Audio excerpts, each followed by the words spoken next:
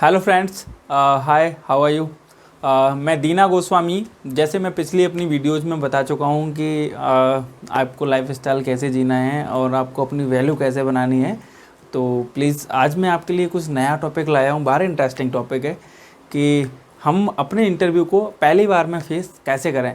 जो हम लोग क्या कुछ गलती कर देते हैं इंटरव्यू देने में, वो हमें नहीं करनी चाहिए।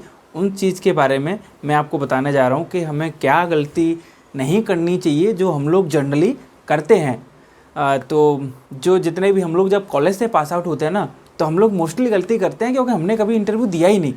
तो प्लीज़ हम कोशिश ऐसी करें कि जैसे ही हम इंटरव्यू देने जाएं तो हमारा पहला इंटरव्यू ही हमारी जॉब हो। तो उसके लिए ध्यान से सुनिए और नोट करिए पॉइंट जो मैं बताने जा रहा हूँ।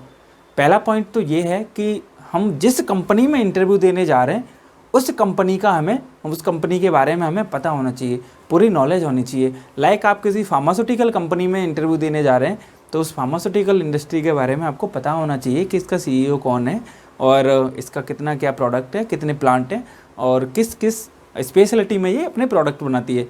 तो उस कंपनी के बारे में पता होना चाहिए। और दूसरा, आप जिस पोस्ट के लिए देने जा रहे हैं उस पोस्ट के बारे में पता होना चाहिए। सपोज जैसे आप लाइक मेडिकल रिप्रेजेंटेटिव के लिए देने जा रहे हैं या किसी मार्केटिंग पर्सन के लिए देने जा रहे हैं मार्केटिंग पोजीशन में, तो आपको मार्केटिंग की नॉलेज होनी चाहिए, आपको अपना रोल पता होना चाहिए, दूसरी थिंग। और तीसरी थिंग, पॉइंट नोट करिएगा कि जब हम इंटरव्यू देने जाते हैं तो हमारे साथ क्या होता है कि हमारा रिज्यूम लेके और हमें एक जगह बिठा दिया जाता है एक कमरे में। वहाँ गलती जनरली लोग यही करते हैं कि एक दूसरे से बातें करने लग जाते हैं। बातें करना कितना ठीक है और कितना नहीं वो सुनिए। आप किसी के साथ इंट्रोड्यूस कर रहे हैं अपने आप को या आप किसी का इंट्रोडक्शन ले रहे हैं, वो सब ठीक है। आप इंट्रोड्यूस करिए और बैठ जाइए। और करना क्या है, वहाँ बैठ के किताब पढ़िए, वहाँ बुक्स पढ़ी होती हैं उसको पढ़िए और अपना रिज्यूम पढ़िए। और आप कोई बुक लेके जा रहे हैं तैयारी के लिए तो वो पढ़िए, पढ़ते रहिए, बैठे रहिए चुपचाप।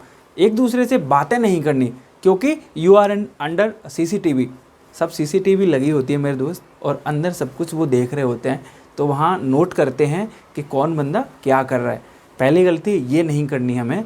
और सेकंड थिंग कि जब हम जाते हैं, मेरा चौथा पॉइंट है ये, तो हम लोगों को बुलाया जाता है तो जनरली गलती ये करते हैं कि हम लोग ऐसे किया और अंदर चले गए, नॉक भी नहीं करते।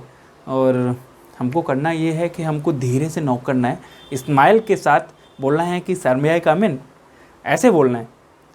बुलाएंगे आपको, आपको अंदर जाना है और अंदर जाके क्या करना है, जब तक वो आपको बैठने के लिए नहीं बोले तब तक आपको बैठना नहीं है। तब तक इंटरव्यूअर आपको बैठने के लिए ऑफ़र नहीं कर रहा तो आपको बैठना नहीं है। जनरली गलती हम ये करते हैं कि हम जाते ही सीधा चेयर पकड़ लेते हैं या चेयर को पकड़ के खड़े हो जाते हैं और हम बैठ भी जाते हैं कई बार, तो वो गलती नहीं करनी। तो वहाँ क्योंकि इंटरव्यू नोट करता है कि बंदा खड़ा कैसे है, किस पोजीशन में है, और वो सब नोट करते हैं, तो वो गलती नहीं करनी। जब आपको बोला जाए कि प्लीज़ सिट, तब thank you so much sir बोल के और बैठना है। बैठने का भी तरीका है। बैठने का तरीका ये है कि हम जैसे ही चेयर पर बैठें तो अपने पैरों पे पैर रख के नहीं बैठें। पहली बात, पैरों को फोल्ड करके नहीं बैठें, हाथों को यूं करके नहीं बैठें या हाथों को यूं करके नहीं बैठें। हमको बैठना है रिलैक्स होके। जितना आप अपने आप को ओपन रखेंगे, जितना आप अपने आप को ओपन रखेंगे, आपका माइंड उतना ही वहाँ प्रेजेंस रहेगा और उतना ही आपके अंदर कॉन्फिडेंस लेवल बढ़ेगा। आपको आंसर देने के लिए आपका माइंड अपने आप आगे करेगा कि इसका आंसर ये है। जितना खुल के बैठिए, नॉर्मल बैठिए, और वो आपका कॉन्फिडेंस लेवल बढ़ाएगा। हम लोग गलती ये करते हैं कि हम लोग वहाँ ऐसे आंखें करने लग जाते हैं, इधर उधर देखने लग जाते हैं, वो नहीं करना। मोस्ट इम्पोर्टेंट थिंग होता है आपका आई कांटेक्ट। आपको आई कांटेक्ट कैसे बनाना है, आप इंटरव्यूअर की तरफ देखिए और ऐसे भी मत देखना कि उसको घूर रहे हो, उसको लगे कि यार मुझे घूर रहा है, ऐसे भी नहीं देखना। हल्की सी स्माइल के साथ आपको घूरना है, आपको देखना है उसको। तो आई कांटेक्ट का मोस्टली ध्यान रखिए। आप एक बार 15 सेकंड का गैप रखिए, 15 सेकंड। झपकना नहीं चाहिए या इधर उधर नहीं देखना चाहिए, सीधे उसकी तरफ 15 सेकंड में आप ब्रेक ले सकते हैं। उस चीज़ का मोस्टली ध्यान रखिए।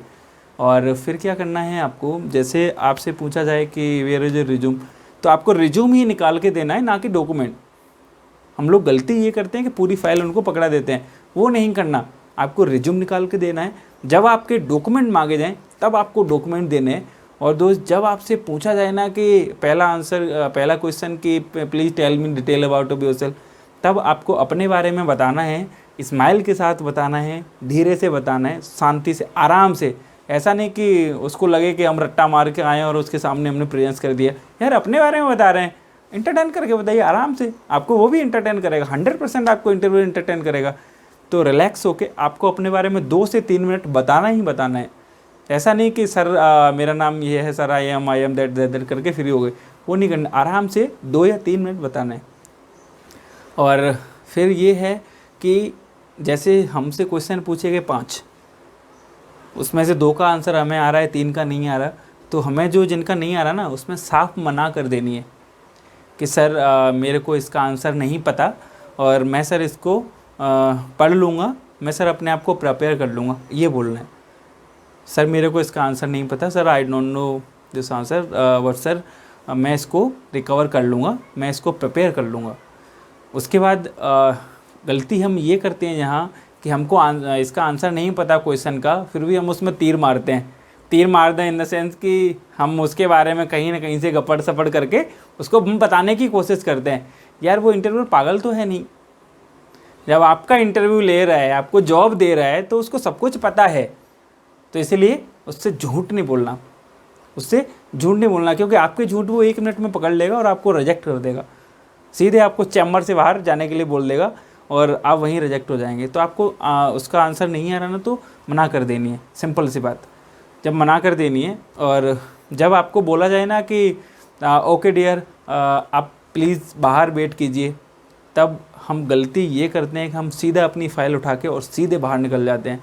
वो गलती नहीं करना ये है कि जैसे आपको बोला जाए कि आप बाहर वेट करिए, तो आराम से खड़े होना है, फ़ाइल लेनी है और 1 मिनट इंटरव्यूअर का लेना है आपको बस। अगर 1 मिनट आपका इंटरव्यू का ले लिया ना आपने, तो आपको सिलेक्शन 100% है। उसको बोलना है कि thank you so much sir for give me this wonderful opportunity. Sir मैं आपके आंसर का इंतज़ार करूँगा, सर मैं बाहर इंतज़ार कर रहा हूँ। या उसका मतलब, मेरा कहने का मतलब यही है कि उसका थैंक्स अदा करना है। उसको ऐसे लगना चाहिए कि बंदा इंटरेक्टिव है और मेरे से इंटरेक्ट होने की कोशिश कर रहा है, बंदे का कम्युनिकेशन सही है, बंदा मेरे से कम्युनिकेट सही कर रहा है, तो वो आपको प्लस पॉइंट बनता है। वहाँ आपको वो जॉब देगा ही देगा 100%, अगर आप उसको ये चीज़ बोल के आएंगे। तो आप जब बाहर वो वेट करने के लिए बोलेंगे कि सर ठीक है सर मैं बाहर वेट करता हूँ, सर मुझे आपका इंतज़ार रहेगा आपके आंसर का, तो उसको ये लगता है कि बंदे को वाकई जॉब की ज़रूरत है और बंदा सही है।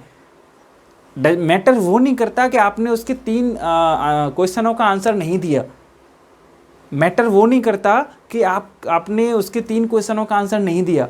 मैटर वो करता है कि आपने उसको एंटरटेन कैसे किया, आपने उसको कम्युनिकेट कैसे किया, आपने उसको कैसे जताया कि मेरे अंदर कोई क्वालिटी है।